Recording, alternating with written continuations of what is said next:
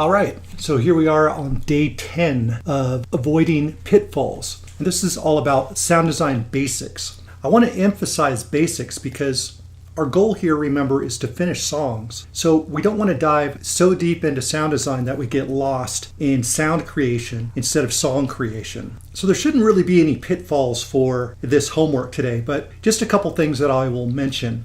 First off, like the homework says, a great way to start is to just go through presets that sound close to what you're going for and just tweak some of the parameters to dial it in a little bit. And then you could save those as your own sounds. And that's a very simple kind of sound design approach, right? The second thing that I would encourage you to do is to experiment with the waveforms in the operator instrument, which is a really great instrument to kind of get an idea of how waveforms by themselves sound.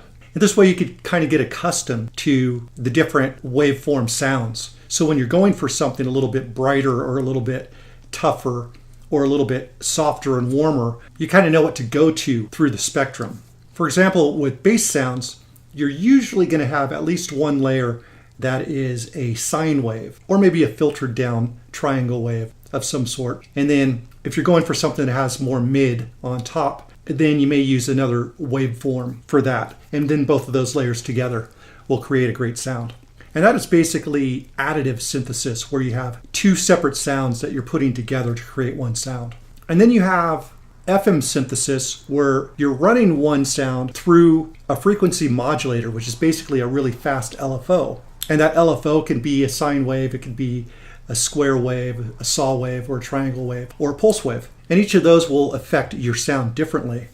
You kind of want a mental library of what some of these combinations sound like. And this will give you a better idea when you're trying to get a sound out of your head, for example. This gives you a better starting point of what you're going for. Now, once again, we don't want to dive too deep into this, but understanding the basics can really help you quickly put some sounds together.